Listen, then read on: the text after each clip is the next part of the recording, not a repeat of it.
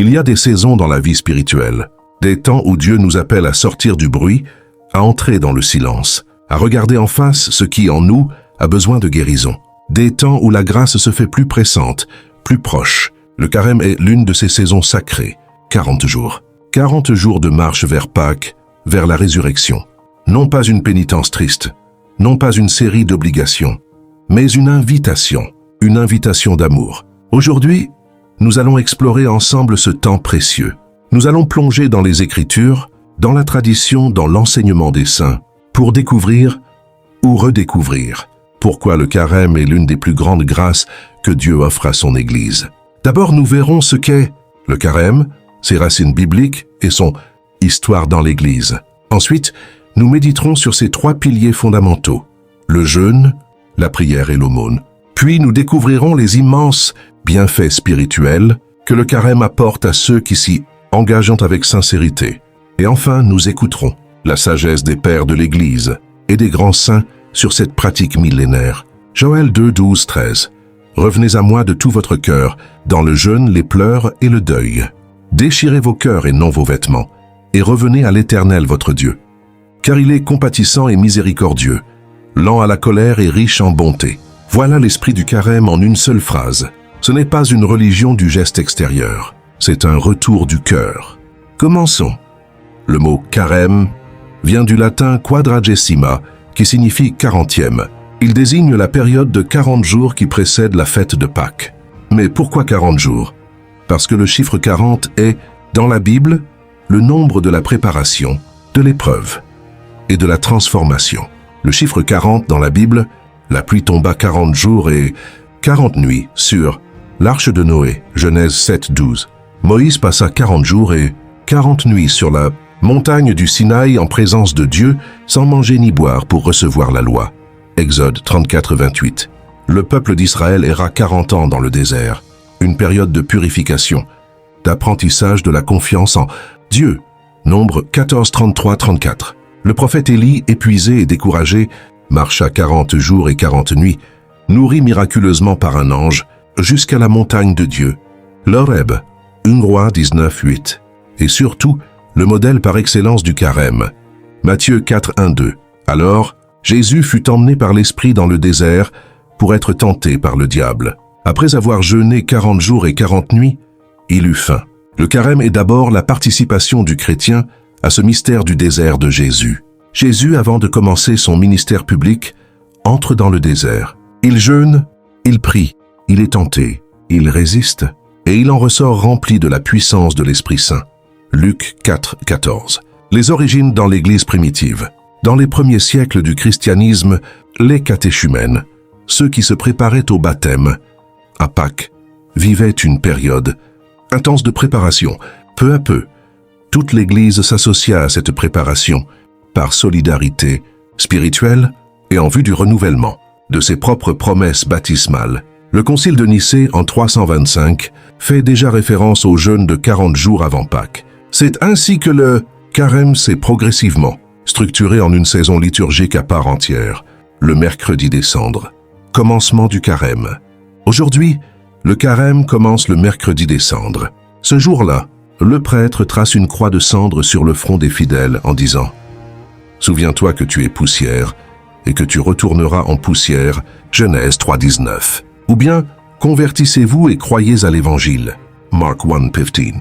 Ce geste résume tout le carême, une prise de conscience de notre condition humaine, de notre besoin de Dieu, et un élan vers la conversion. Genèse 3, 19. Tu es poussière et tu retourneras à la poussière. Les grandes traditions chrétiennes, catholiques, orthodoxes, anglicanes, luthériennes et d'autres, ont toutes maintenu une forme de carême, avec des pratiques variées. Dans la tradition catholique romaine, le carême dure 40 jours, du mercredi des cendres au jeudi saint, avec des temps de jeûne obligatoires le mercredi des cendres et le vendredi saint. Dans la tradition orthodoxe, le grand carême est encore plus intense. Il commence le lundi, après le dimanche du pardon et inclut des règles alimentaires strictes tout au long des 7 semaines.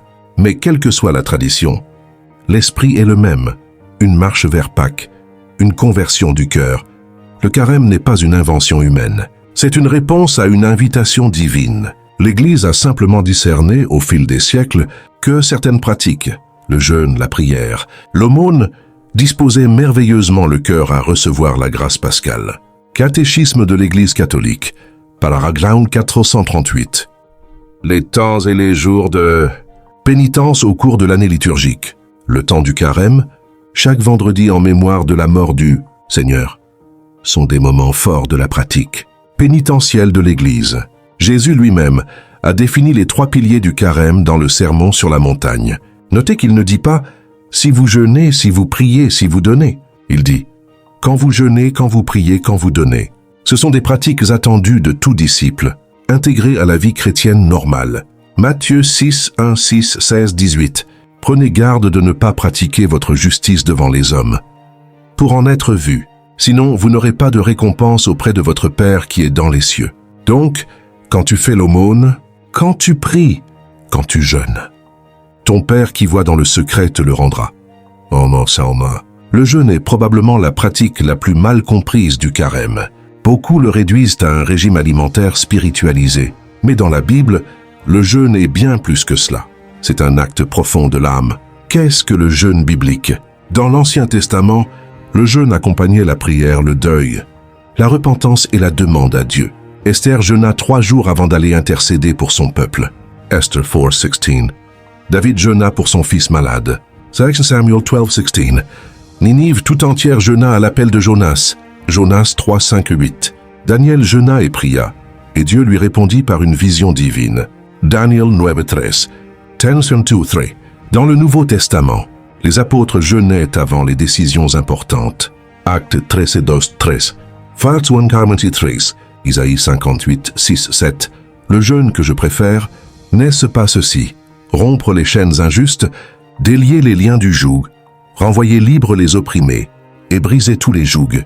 N'est-ce pas partager ton pain avec celui qui a faim, accueillir dans ta maison les pauvres sans abri, couvrir celui que tu vois sans vêtements? Ce texte magnifique d'Isaïe révèle la nature profonde du jeûne selon Dieu. Le jeûne n'est pas d'abord une pratique ascétique personnelle. Il est ordonné à la libération et à l'amour du prochain.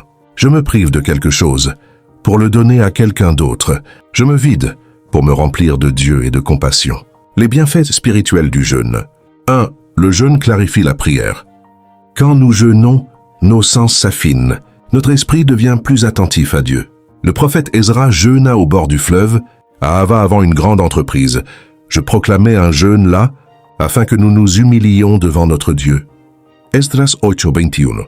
Jean-Paul II enseignait que le jeûne ouvre nos yeux sur la misère et rend plus aigu notre sens de Dieu. 2. Le jeûne brise les chaînes du péché. La gloutonnerie, l'attrait des plaisirs sensuels, la dépendance au confort matériel. Le jeûne nous libère progressivement de ces liens qui nous empêchent d'être pleinement libres. 1 Corinthiens 9:27. Je meurtris mon corps et le tiens assujetti, de peur d'être moi-même rejeté après avoir prêché aux autres. 3. Le jeûne exprime la repentance. Dans toute la Bible, jeûner est un signe de sincérité de la repentance. Quand les paroles ne suffisent plus, le corps parle. Je porte un vêtement de sac. Je m'humilie par le jeûne. Psaume 35:13. 4. Le jeûne intensifie l'intercession.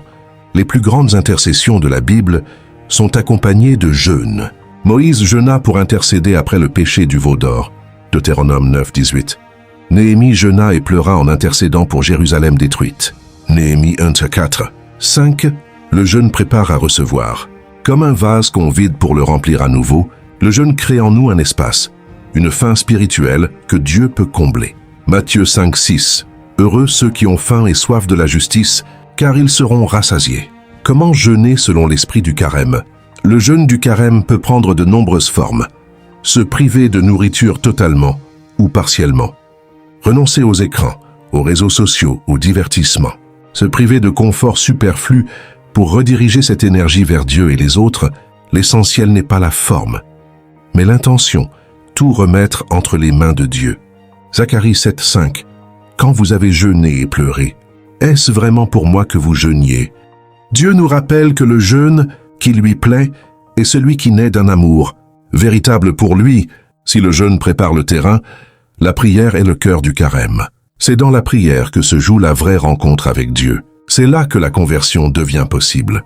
Jérémie 29, 12, 13, « Vous m'invoquerez, et vous irez, et vous me prierez, et je vous écouterai. Vous me chercherez, et vous me trouverez si vous me cherchez de tout votre cœur. » La prière du carême dans la Bible. Jésus a fait de la prière solitaire une priorité absolue de sa vie.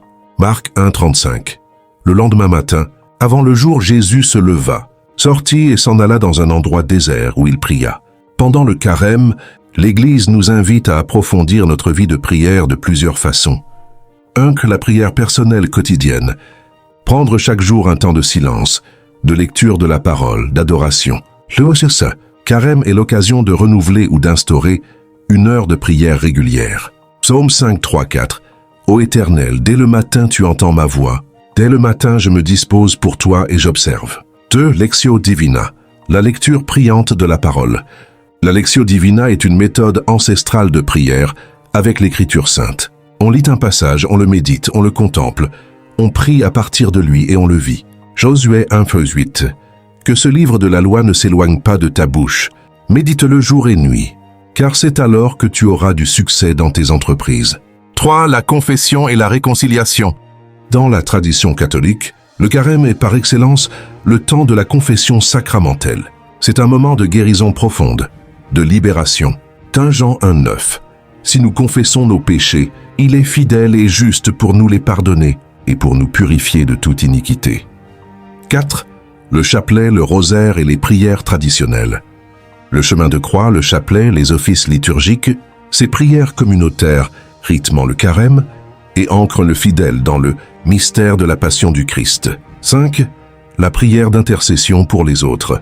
Le carême est un temps privilégié pour prier pour ses frères et sœurs, pour l'Église, pour le monde. 1 Timothée 2, 1. J'exhorte donc, avant tout, à faire des prières, des supplications, des requêtes, des actions de grâce pour tous les hommes. La prière transforme. La prière du carême n'est pas une récitation mécanique, c'est une relation. Quand nous prions vraiment, quelque chose change en nous. Nos priorités se réorientent. Notre cœur se détache du superflu. Nous commençons à voir le monde avec les yeux de Dieu. Romains 8, 26, 27. De même aussi l'Esprit nous aide dans notre faiblesse, car nous ne savons pas ce qu'il nous convient de demander dans nos prières. Mais l'Esprit lui-même intercède par des soupirs inexprimables. Le troisième pilier du carême est l'aumône, ou plus largement la charité concrète. C'est la dimension sociale et fraternelle du carême, trop souvent oubliée. Pourtant, c'est peut-être la plus fondamentale. Tobie 12,89. La prière est bonne avec le jeûne. L'aumône est meilleure que de thésauriser des richesses. L'aumône délivre de la mort et purifie de tout péché. L'aumône, au sens biblique, ne se réduit pas à donner de l'argent. Elle englobe tout acte de générosité, donner de son temps, de son écoute, de ses compétences, de ses ressources. C'est mettre en pratique l'amour du prochain, que le carême approfondit intérieurement. L'aumône dans l'Ancien Testament, Proverbe 19, 17. Prêter à l'Éternel, c'est avoir pitié du pauvre, et il lui rendra sa bonne œuvre. Deutéronome 15, 7, 8, 10. Si parmi vous, il y a quelques pauvres, tu n'endurciras pas ton cœur, et tu ne fermeras pas ta main. Tu lui ouvriras ta main, tu lui donneras libéralement, et ton cœur ne se serrera pas quand tu lui donneras. L'aumône dans le Nouveau Testament. Jésus parle de l'aumône avec une insistance particulière. Luc 12, 33, 34. Vendez ce que vous possédez, et donnez-le en aumône. Faites-vous des bourses qui ne s'usent pas, un trésor inépuisable dans les cieux.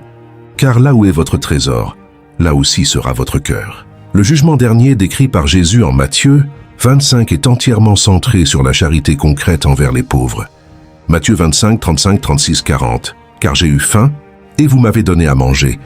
J'ai eu soif, et vous m'avez donné à boire.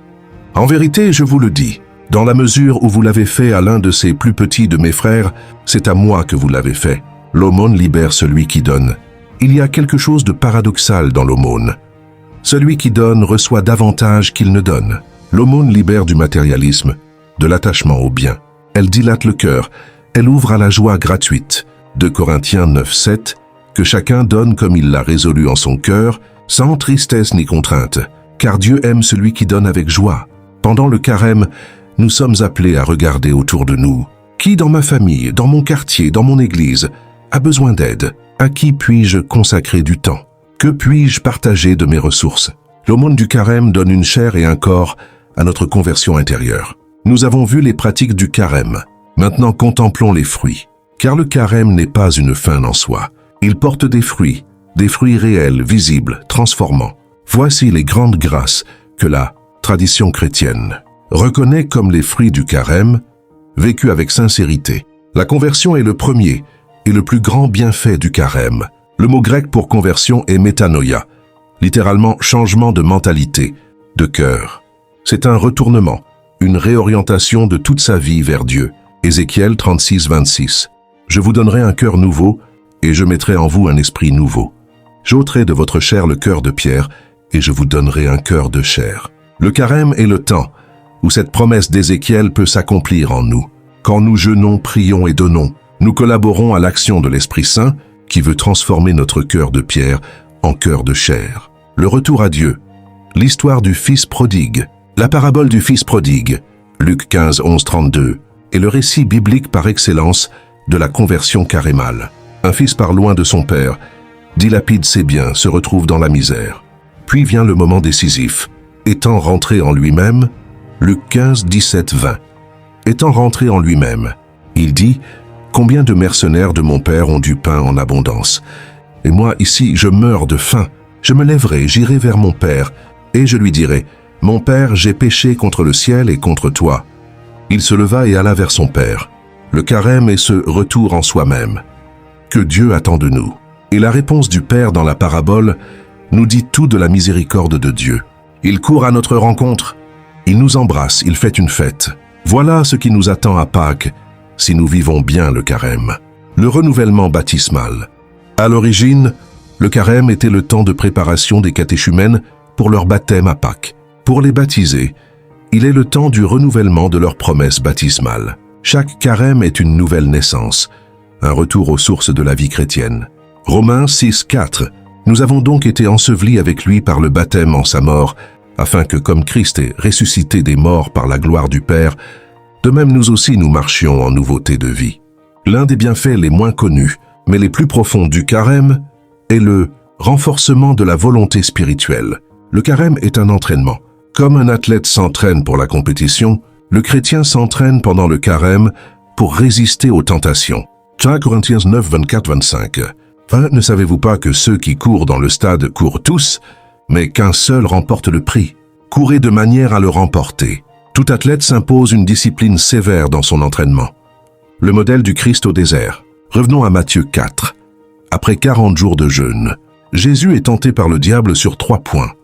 La tentation des plaisirs charnels, transformer les pierres en pain, la tentation de l'orgueil et de la présomption, se jeter du haut du temple, la tentation du pouvoir et de la richesse, adorer Satan en échange des royaumes du monde. À chacune de ces tentations, Jésus répond par la parole de Dieu. Matthieu 4, 4. L'homme ne vivra pas de pain seulement, mais de toute parole qui sort de la bouche de Dieu. Zig. Matthieu 4, 7. Il est écrit aussi, « Tu ne tenteras pas le Seigneur ton Dieu. » Matthieu 4, 10. Car il est écrit, « Tu adoreras le Seigneur ton Dieu, et tu ne serviras que lui seul. » En vivant le carême, nous apprenons à imiter Jésus dans sa résistance au mal. Chaque fois que nous résistons à une tentation, même petite, pendant le carême, nous renforçons notre liberté intérieure. Le carême brise les habitudes mauvaises. L'être humain est un être d'habitude. Le carême crée une rupture dans nos habitudes néfastes, que ce soit la paresse, la gloutonnerie, l'égoïsme, les dépendances diverses. 40 jours de renoncement peuvent briser des chaînes qui nous tiennent depuis des années. Galates 5, 16, marchez selon l'esprit et vous n'accomplirez pas les désirs de la chair. Le carême est une école de liberté. Une liberté qui ne vient pas des circonstances extérieures, mais de la maîtrise intérieure. Un homme ou une femme qui a appris à se gouverner lui-même ou elle-même est un homme libre, une femme libre, dans le sens le plus profond du terme. L'un des fruits les plus précieux du carême, c'est l'humilité. Quand on jeûne, quand on prie en silence, quand on se prive, on découvre à quel point on est dépendant. Dépendant de la nourriture, des conforts, des distractions. Et au-delà de tout cela, dépendant de Dieu. 2 Chroniques 7, 14. Quand si mon peuple sur qui mon nom est invoqué s'humilie, prie et cherche ma face, et s'il se détourne de ses mauvaises voies, je l'exaucerai des cieux, je lui pardonnerai son péché, et je guérirai son pays. L'humilité n'est pas se rabaisser, c'est voir la réalité telle qu'elle est. Et la réalité, c'est que nous sommes des créatures aimées, mais limitées, fragiles et profondément dépendantes de la grâce de Dieu. Le jeûne révèle notre pauvreté intérieure quand on enlève les distractions. Quand on se prive de nourriture ou de confort, on se retrouve face à soi-même et on découvre des choses que l'on préférait ne pas voir. Des blessures cachées, des dépendances insoupçonnées, des peurs non affrontées. Le carême est une thérapie de l'âme, douloureuse parfois mais libératrice. Psaume 51, 17. Les sacrifices agréables à Dieu, c'est un esprit brisé. Tu ne méprises pas, ô Dieu, un cœur brisé et contrit. L'humilité ouvre les écluses de la grâce. Il y a une loi spirituelle dans la Bible. Dieu résiste aux orgueilleux, mais il fait grâce aux humbles. Jacques 4, 6. Dieu résiste aux orgueilleux, mais il fait grâce aux humbles. En nous humiliant pendant le carême, nous ouvrons nos cœurs à des flots de grâce divine. Nous cessons de nous autosuffire.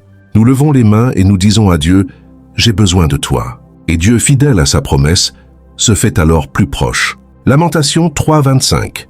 L'Éternel est bon pour qui espère en lui, pour l'âme qui le cherche. Le carême n'est pas une démarche solitaire, c'est une marche communautaire. L'Église entière entre dans ce temps de pénitence et de grâce, et cela crée une communion extraordinaire entre les croyants. 1 Corinthiens 12, 26. Si un membre souffre, tous les membres souffrent avec lui. Si un membre est honoré, tous les membres se réjouissent avec lui. Quand je jeûne, je me souviens que des millions de frères et sœurs dans le monde manquent de nourriture, non par choix, mais par nécessité. Mon jeûne volontaire me connecte à leur réalité. Il éveille en moi la compassion. Il me pousse à l'action. Le carême est aussi un temps de pardon et de réconciliation. Matthieu 5, 23, 24. Si donc tu présentes ton offrande à l'autel, et que là tu te souviennes que ton frère a quelque chose contre toi, laisse là ton offrande devant l'autel, et va d'abord te réconcilier avec ton frère. Puis, viens présenter ton offrande. Comment peut-on se préparer à Pâques avec un cœur plein de rancœur? Le carême nous invite à régler nos relations brisées, à demander pardon, à pardonner. Car c'est à cela que nous prépare la passion du Christ, à un amour sans limite, capable de tout pardonner. Les pères de l'Église, les grands théologiens et pasteurs des premiers siècles chrétiens ont beaucoup écrit sur le carême et le jeûne. Leur sagesse millénaire nous aide à comprendre la richesse de cette pratique. Saint John Chrysostom, 347-407. L'un des plus grands prédicateurs de l'Église d'Orient, Jean Chrysostome, disait « Le jeûne est une médecine, mais comme les médicaments aident seulement ceux qui les utilisent correctement, le jeûne nuit à ceux qui l'observent sans discernement. » Il insistait que le vrai jeûne commence dans le cœur, non dans l'estomac. Le jeûne doit s'accompagner d'œuvres de miséricorde et de prières sincères. Saint Basile le Grand, 39-309, Basile, évêque de Césarée, enseignait « Le jeûne est l'arme des anges. Il fortifie ceux qui pratiquent les vertus. Le jeûne est le fondement de la chasteté et le commencement de la vie spirituelle. » Pour Basile, le jeûne n'est pas seulement une abstinence alimentaire. C'est une ascèse globale qui englobe tous les sens et toutes les facultés. Tertullien, l'un des premiers théologiens latins, Tertullien défendait le jeûne comme une pratique apostolique authentique. Il écrivait que le jeûne était l'alimentation de la prière, l'âme des supplications, l'aile de la prière pour qu'elle monte vers Dieu. Saint Léon le Grand, 400-461, le pape Léon le Grand, dans ses célèbres sermons sur le carême, déclarait « Le carême est le sacrement de la guerre contre le diable. » Il voyait dans le jeûne carémal une participation réelle à la victoire du Christ sur Satan dans le désert. Saint Léon le Grand, sermon sur le carême. Ce qui plaît à Dieu dans notre abstinence, c'est quand ce que nous retranchons à notre usage corporel est converti en nourriture pour les pauvres. Saint Augustine, 354-430, Augustin, évêque d'Hippone, parlait du jeûne comme d'une aumône faite à son âme. Il enseignait que le carême était une mort symbolique, une participation à la mort du Christ, qui prépare à la joie de la résurrection. Saint Augustine, Confessions, livre I. Tu nous as fait pour toi, Seigneur, et notre cœur est sans repos, tant qu'il ne repose pas en toi. Cette phrase des Confessions résume l'esprit du carême, le cœur agité, qui cherche son repos en Dieu. Les saints de l'Église à travers les siècles ont vécu le carême avec une intensité qui nous confond et nous inspire. Sainte Catherine de Sienne, 347-1338. Catherine vécut des jeûnes extraordinaires et des prières intenses. Elle disait « La prière sans le jeûne, c'est un oiseau sans ailes ». Elle accompagnait son jeûne d'une charité intense envers les pauvres, les malades, les condamnés à mort. Saint François d'Assise, 1180-26. François d'Assise jeûnait souvent et vivait dans une pauvreté volontaire radicale. Pour lui, le jeûne n'était pas séparé de la joie. Ses compagnons témoignaient qu'il était plus joyeux pendant ses jeûnes que les autres pendant leurs festins. Il illustre que le carême n'est pas synonyme de tristesse, mais de libération et de joie intérieure. Sainte Thérèse d'Avila, 1515-1582.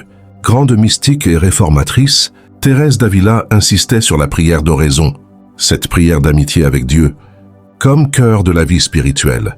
Elle disait que celui qui n'a pas commencé la prière commence, que celui qui l'a commencé ne l'abandonne pas. Le carême est pour elle le temps idéal pour approfondir cette amitié avec Dieu. Sainte Faustine Kowalska, 1905-1938. La sainte polonaise à qui Jésus confia le message de la divine miséricorde vécut des carêmes d'une intensité spirituelle exceptionnelle. Dans son journal, elle écrit comment le carême la conduisait à une identification croissante avec la passion du Christ. Sainte Faustine, journal 1488. En ce temps de carême, j'ai vécu avec Jésus dans le désert. J'ai connu les tentations, la faim, la soif, mais je savais que Dieu était là. Le bienheureux Carlo Acutis, 1991-2006, ce jeune béatifié en 2020 est un modèle de sainteté pour la jeunesse du XXIe siècle. Malgré son jeune âge, Carlo pratiquait le jeûne régulier et offrait ses souffrances pour l'Église. Il disait « L'Eucharistie est mon autoroute vers le ciel ». Son exemple nous rappelle que le carême n'est pas réservé aux anciens ou aux moines. Il est pour tous. Nous arrivons au terme de notre méditation sur le carême. Mais le carême lui-même n'est pas une fin. Il est un chemin qui mène à Pâques, à la résurrection. Tout ce que nous avons parcouru ensemble, le jeûne, la prière, l'aumône, la conversion, la victoire sur les tentations, l'humilité, la charité, tout cela n'a qu'un seul but. Nous préparer à mourir avec le Christ pour ressusciter avec lui. Romains 8, 11. Et si l'esprit de celui qui a ressuscité, Jésus d'entre les morts habite en vous, celui qui a ressuscité Christ d'entre les morts rendra aussi la vie à vos corps mortels par son esprit qui habite en vous. Le carême a pour fruit ultime la Pâque, non seulement la fête liturgique que nous célébrons chaque année, mais une Pâque intérieure, une résurrection du cœur, une vie nouvelle, renouvelée par la grâce, brûlante d'amour pour Dieu et pour les hommes. Un appel direct à vous qui regardez cette vidéo. Peut-être que vous regardez cette vidéo parce que vous êtes déjà engagé dans le carême. Peut-être que vous vous posez des questions, que vous cherchez un sens à votre foi. Peut-être que vous êtes loin de Dieu depuis longtemps et que quelque chose en vous vous attire vers lui. Quelle que soit votre situation, sachez ceci. Dieu vous attend. Dieu vous cherche. Dieu court à votre rencontre. Apocalypse 3, 20. Voici, je me tiens à la porte et je frappe. Si quelqu'un entend ma voix et ouvre la porte, j'entrerai chez lui. Je souperai avec lui et lui avec moi. Le carême est cette porte que Dieu vous invite à ouvrir. Ce n'est pas un fardeau, c'est une invitation d'amour. Entrez dans ce temps sacré avec toute la confiance de quelqu'un qui sait que Dieu est bon. Et vous sortirez transformé, renouvelé, plus libre, plus vivant.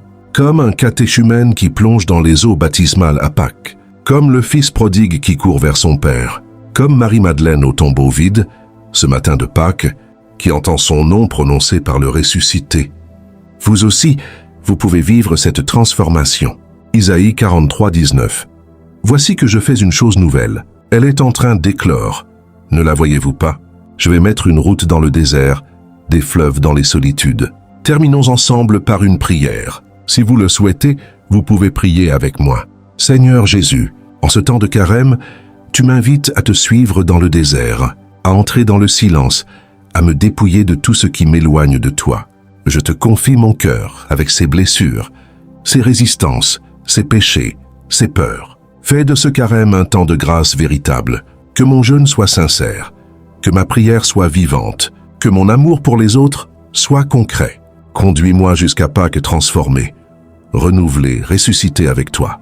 Marie, Mère de Dieu et Mère de l'Église, accompagne-moi sur ce chemin. Amen. Que cette prière monte vers Dieu du fond de vos cœurs.